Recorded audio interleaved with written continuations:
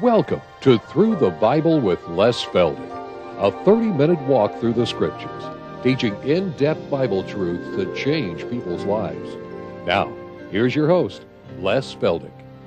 Okay, it's good to see everybody out this afternoon from our Oklahoma area, and again, for those of you joining us on television, wherever you are, we welcome you, and we just trust that you'll open the book and take notes and study with us. And after all, this is all we hope to be, is an instrument that will cause people to study their own Bible, search these things out. Don't take my word for anything any more than I want you to take someone else's word for it.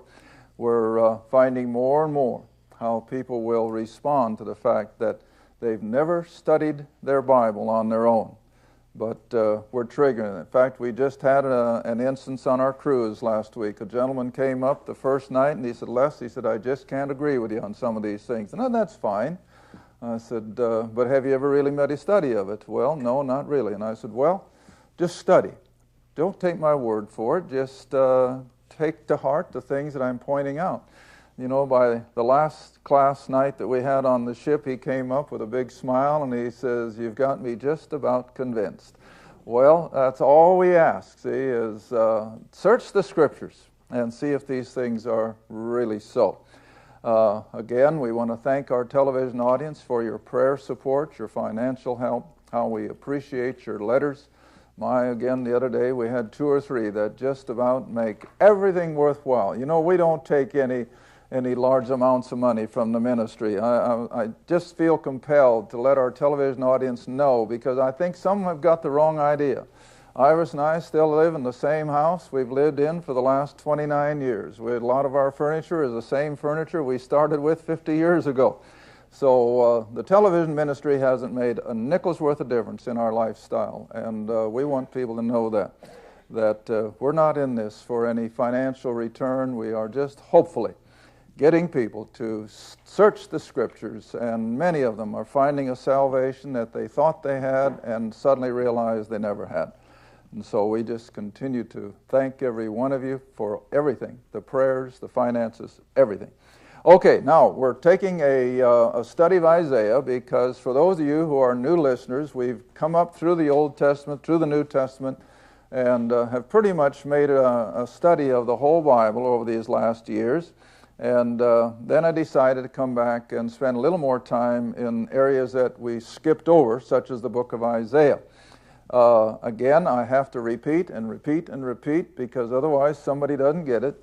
Now, this is a book of prophecy written 700 years before Christ. Now, that's a long time. Now, I think maybe by our next half hour, I'll try and put a timeline on the board and show how that Moses, of course, and the children of Israel picked up the 10 Commandments and the law at about 1500 B.C. About 500 years later, you have King David and Solomon. And then after Solomon's demise, of course, the nation was split into 2 areas, the northern kingdom and the southern kingdom. And the 10 tribes to the north, of course, are going into idolatry and wickedness and unbelief faster than the 2 tribes of Judah.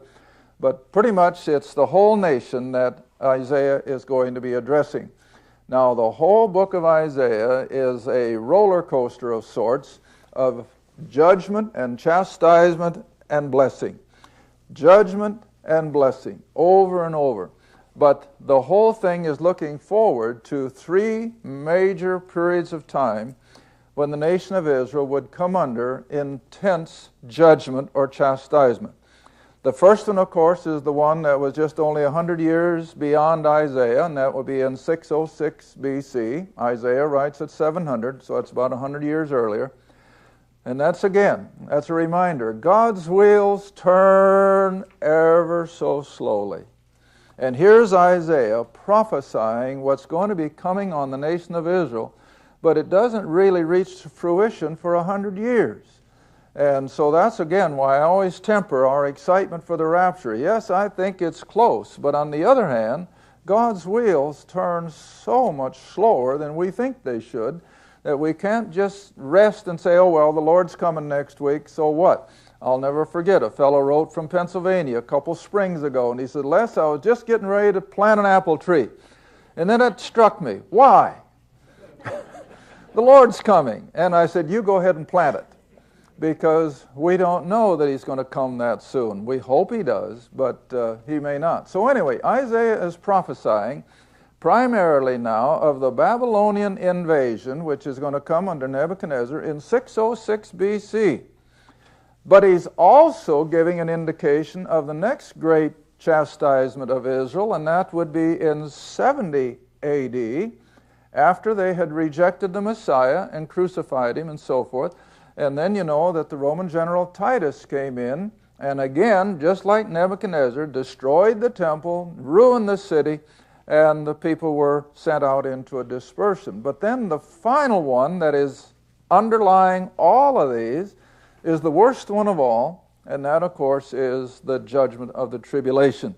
That final 7 years that will lead up to then the greatest blessing that Israel and the world has ever seen, which will be the appearance then of the King and the kingdom. So as we study these things in Isaiah, and I'm not going to take all 66 chapters verse by verse, we're just going to hit some of the highlights and move on to other things, probably even after today. But always keep in mind that we're dealing with God's chastisement to be followed by a blessing. Chastisement followed by a blessing. And in the last one, the tribulation, will be followed by the return of Christ and the setting up of that glorious kingdom. Okay, so now let's come back to where we left off, I think about several weeks back, in Isaiah chapter 2. And we might as well start at verse 1, and we'll pick up our study in verse 3. Verse 1, the word that Isaiah the son of Amos saw concerning Judah and Jerusalem. Now you see, that's the southern kingdom. And it shall come to pass in the last days. Now he's leaping all the way to the end of time as we know it, to the second coming and the establishing of the glorious kingdom. And it'll come to pass in the last days that the mountain, or the kingdom of the Lord's house, shall be established in the top of the mountains. It'll be above all other empires and governments. It'll be exalted above the hills, that is, the smaller states and nations. And all nations, now this is what we want to emphasize, that when this kingdom becomes a reality, it's not just going to be Israel, it'll be the whole world that will come under Christ's benevolent rule. All nations will flow to Jerusalem. And you remember when we studied this verse, I compared it with our present day world, where most of the world looks to America. You know, I read an interesting statement just last night on something, I don't remember where, but it was so apropos. So many people hate America. So many people think we're so awful. But this guy says, wait a minute. Open all the borders of the world, and where will they all go? Straight to America. Oh, they may think they hate us, but they also know there's no other place on earth like our beloved America. Well, we're just a little foretaste of what this glorious kingdom under Christ's kingship will be like, and all the world will literally flow toward and through Jerusalem. All right, now then, verse 3, we're going to move on. And many people shall go and say, come ye, let us go up to the mountain of the Lord, to the house of the God of Jacob. And he will teach us his ways, and we will walk in his paths, for out of Zion. Now remember, Zion is a little hill in Jerusalem. Not like the hymn writer puts it, we're marching to Zion, you know, the heavens. Zion is in Jerusalem, and that's the hill from which David's throne went forth. All right, and for out of Zion shall go forth the law and the word of the Lord from Jerusalem. It will be the capital of the world. And he will judge, or he will rule among the nations, plural. Rebuke many people, and they shall beat their swords into plowshares, their spears into pruning hooks. Nation shall not lift up sword against nation, neither shall they learn war anymore. It's this glorious coming kingdom. Now, all the Old Testament is looking forward to it, but the one that I like to compare the most is Amos. Now, if you'll move ahead with me, some of these are not easy to find, but find Daniel, Hosea, Joel, and then you should come to Amos. Daniel, Hosea, Joel, and then Amos, and move all the way to chapter 9, verse 13. Now, Amos is even writing quite a few years before Isaiah does. Amos is writing almost 800 BC. And he says basically the same thing. And of course, that's the beauty of Scripture. Amos, chapter 9, verse 13. Behold, the days come, saith the Lord, that the plowman shall overtake the reaper, the treader of grapes, him that soweth the seed. And the mountains shall drop sweet wine, and all the hills shall melt. Now, those are merely adjectives to describe tremendous production, tremendous food production. All right, verse 14. I will bring again the captivity of my people Israel. They shall build the waste cities, and they shall inhabit them. They shall plant vineyards and drink the wine thereof. They shall also make gardens and eat the fruit of them. And I will plant them, God says, upon their land.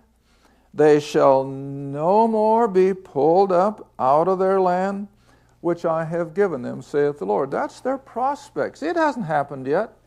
And then there are those who say this never will happen. Well, then we might as well throw the book away and go home, because God says it will happen, and it's still future. All right, now then if you'll back up a few pages to Jeremiah 31:31, where we have the spiritual setting for this same kingdom. It's going to be physical. They're going to be people, regular flesh and blood people who are reproducing. They're having children. They're having families. And this will be the spiritual setting. Jeremiah 31:31. And again, this hasn't ever happened yet, but it's going to. Now, for the born-again believer, we have a taste of it. We certainly have a segment of this that is as a result of our salvation. But for the nations as a whole, no, this has never happened. All right, Jeremiah 31:31.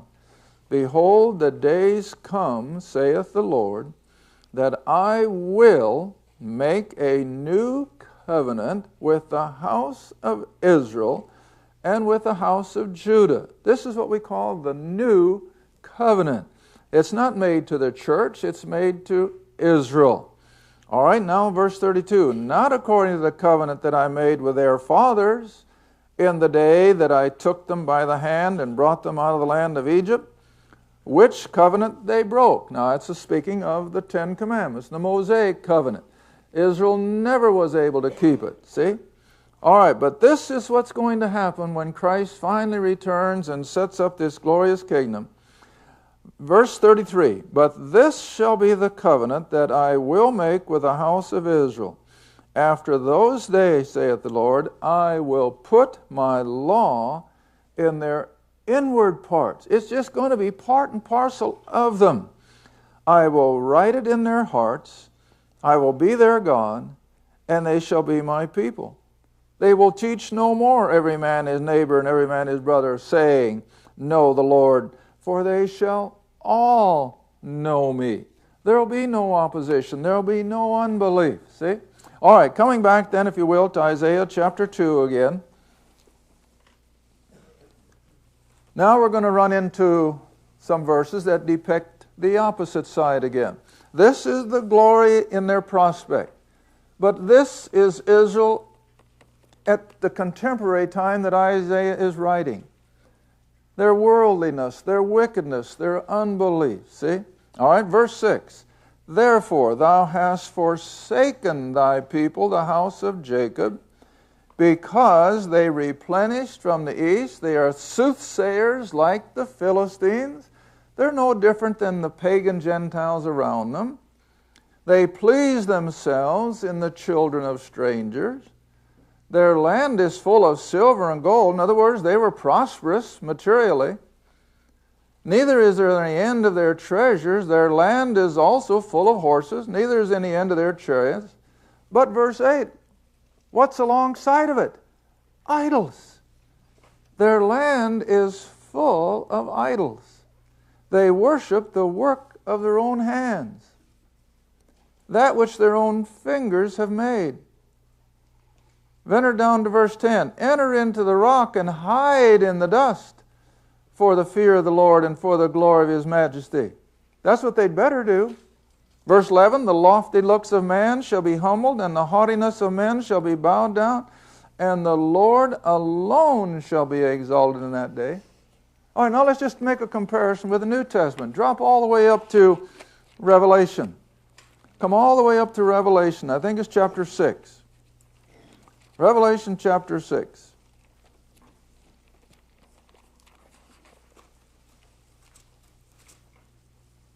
Verse 15 and 16. You see, God never changes. Basically, the human race never changes. You know, we like to think we're living in a modern era. Well, I'm going to show you, if we have time in this program, nothing has changed. Nothing has changed. Not even the apparel of the female of the race. It's all the same. All right, but look at this one. How it compares almost word for word with what Isaiah wrote. Revelation chapter 6, verse 15. Now this is at the end of the tribulation, or not the end of the tribulation, in the heart of the tribulation, really, about the midpoint. And the kings of the earth, and the great men, and the rich men, and the chief captains, and the mighty men, and every bondman, every free man, hid themselves in the dens and in the rocks of the mountains. And they said to the mountains and rocks, fall on us, hide us from the face of Him who sitteth on the throne, and from the wrath of the Lamb. God isn't always a God of mercy and grace. He has shown His wrath in times past, especially with Israel, but the greatest showing of His wrath is yet future. And then verse 17, for the great day of His wrath is come, and who shall be able to stand? Well, that's the New Testament account of the final judgment, which will be those last 7 years. All right, back to Isaiah chapter 2 again. Isaiah chapter 2, verse 12. For the day of the Lord of hosts shall be upon every one that is proud and lofty, upon every one that's lifted up, he shall be brought low. Verse 13, upon the cedars of Lebanon, which is always a biblical description of beauty and I think pride and arrogance, the cedars of Lebanon. They're high and lifted up, and all the oaks of Bashan. Verse 14, on the high mountains and on the hills that are lifted up, and so on and so forth. And then come all the way down to verse 19 again. They shall go into the holes of the rocks and the caves of the earth, for fear of the Lord and for the glory of His majesty, when He ariseth to shake terribly the earth. In that day a man shall cast his idols of silver, his idols of gold, which they made each one for himself to worship, to the moles and to the bats, to go into the clefts of the rocks, their fear of the wrath of God, and into the tops of the ragged rocks for fear of the Lord and for the glory of His majesty, when He ariseth to shake terribly the earth. Well, you continue on in chapter 3 now, and you'll find that it's the same thing, how God is going to be dealing with His idolatrous, wicked, worldly-minded nation of Israel. And the judgments are sure. And remember now, they're going to be in 3 periods of time. The immediate, or at least 100 years, in David's time, Isaiah's time, when Nebuchadnezzar will come and destroy the city and take the nation captive. The second one, remember, is when Titus comes in 70 AD, and then the third one just prior to Christ's second coming. All right, now let's see. I wanted to find some of these. Okay, coming on into chapter 3. Yeah, I want to get this in this first half hour. Coming on into chapter 3, we continue. It's the prophecy concerning the devastation of the city of Jerusalem in particular, but the nation of Israel in general. And come all the way down, if you were, to verse 10 and 11. Let's start at verse 10. Because even in the midst of all of this idolatry and all of this wickedness, remember there's a remnant of Jews who still remain true to Jehovah. There's always that small percentage remnant. But the vast majority are going to take the nation down the tube. You know, that's why I've mentioned since we've been studying Isaiah, this is my fear of even our own beloved America. We are such a picture of ancient Israel, who had all of the opportunities and the privileges of understanding God and understanding His righteousness, but the vast majority walked it underfoot. Well, our nation the same way. I was reading again a quote from one of the previous presidents of Harvard University, and you would never believe that it was the president of Harvard, but it was biblical. And of course, that was the whole purpose of all the Ivy League colleges and universities, was to teach the Word of God. And now look at it. They scorn it. They ridicule it. Well, Israel was no different. But God is only going to take it just so long, and then judgment falls. All right, now here we go. In Isaiah chapter 3, verse 9. To the show of their countenance doth witness against them, and they declare their sin as Sodom. They hide it not. Woe unto their soul, for they have rewarded evil unto themselves. Sound familiar? We're right there. All right, now verse 10. Say to the righteous, that little remnant of believers, that it shall be well with him, for they shall eat the fruit of their doings. But now verse 11. Woe to the wicked. It shall be ill with him, for the reward of his hands shall be given him. As for my people, children are their oppressors, and women rule over them. O my people, they who lead thee cause you to err, and destroy the way of thy paths. The Lord standeth up to plead, standeth to judge the people, and He will enter into judgments with the ancients of His people and the princes thereof. For you have eaten up the vineyard. Now you want to remember that God uses the picture of a beautiful, productive vineyard to symbolize the nation of Israel. You remember one of the parables that Jesus gave back in Matthew.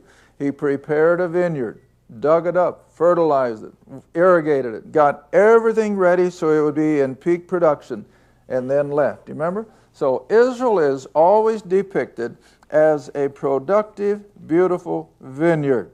All right? Then come on down to verse 16. Moreover, the Lord saith, because the daughters of Zion, now who are we talking about? The women, especially the young women. All right? Moreover, the Lord saith, because the daughters of Zion are haughty, walk with stretched forth necks. What does that show? Pride, arrogance, and wanton eyes. Today we would call them what? Seductive. Walking and mincing as they go, and making a tinkling with their feet. Now, as you come down through these verses, I want you to see that everything we see today was already in vogue 800 years before Christ. Isn't that amazing? It can't help but make you smile. All right, verse 18. We'll just take a couple here. Our time's running out. In that day, verse 18. The Lord will take away the braver of their tinkling ornaments about their feet, and their calls, and their round tires like the men. I haven't been able to figure out what the round tires are. It must be a jewel of some kind, a bracelet or whatever.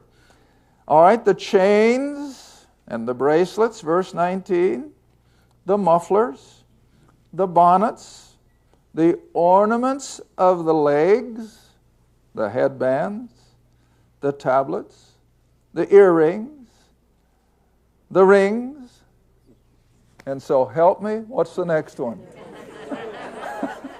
Isn't it amazing?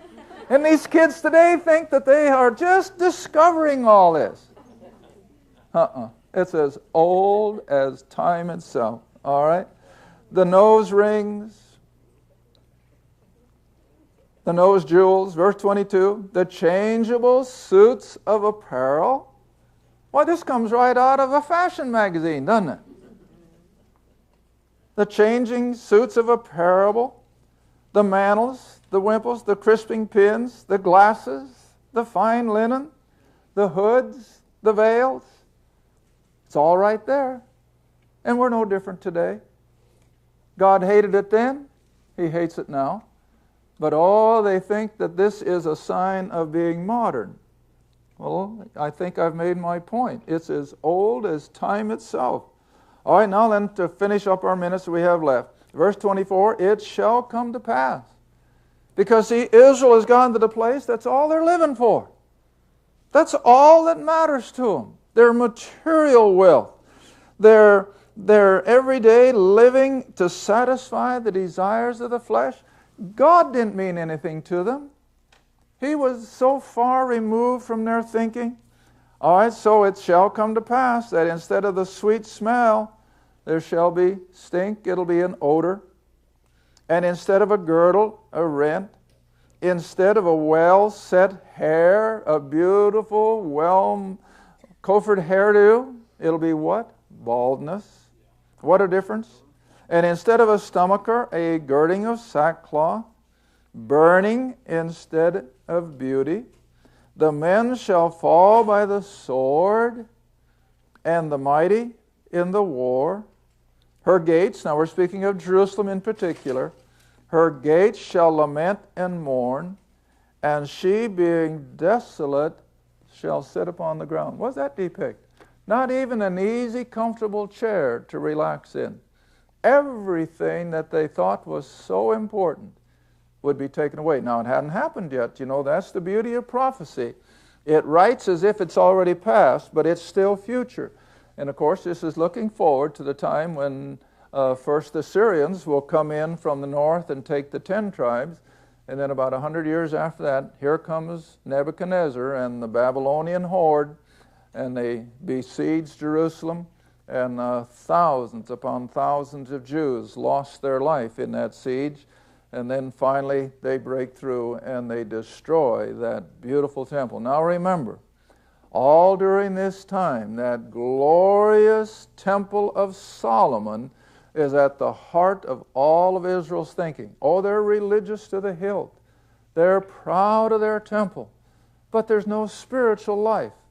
They are wicked. They are idolatrous. They're worshiping the gods of the pagans around them. And of course, that's going to be the primary purpose then of the Babylonian captivity, which will last 70 years, after which that remnant comes back from Babylon, will never again worship idols.